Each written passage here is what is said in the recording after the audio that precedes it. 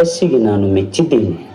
ನಿನಗೆ ಯಾವ ವರ ಬೇಕು ಕೇಳು. ಹೇ ದೇವ, ಈ ಇಡೀ ಭೂಮಂಡಲದಲ್ಲಿ ನಾನು ಸರ್ವಶ್ರೇಷ್ಠ ಹಾಗೂ ಎಲ್ಲರಿಗಿಂತಲೂ ಬಲಶಾಲಿಯಾಗಿರಬೇಕು. ಹಾಗೇ ಆಗಲಿ. ಆದರೆ ಒಂದು ಷರತ್ತು, ಯಾವ ಭಕ್ತರಿಗೂ ನೀನು ತೊಂದರೆ ಕೊಡಬೇಡ. ಒಂದು ವೇಳೆ ತೊಂದರೆ ಕೊಟ್ಟರೆ ಅವರು ಆರಾಧಿಸುವ ದೈವವೇ ನಿನ್ನನ್ನು ನಾಶಪಡಿಸುತ್ತದೆ. ತಥಾಸ್ತು.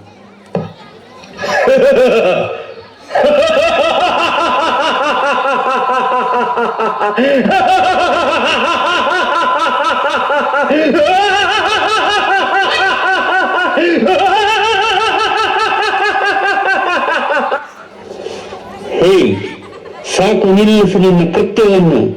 ಇಲ್ಲದಿದ್ದರೆ ನಾನು ಆರಾಧಿಸುವ ಆ ನನ್ನ ದೈವ ನಿನ್ನನ್ನು ಸುಮ್ಮನೆ ಬಿಡುವುದಿಲ್ಲ.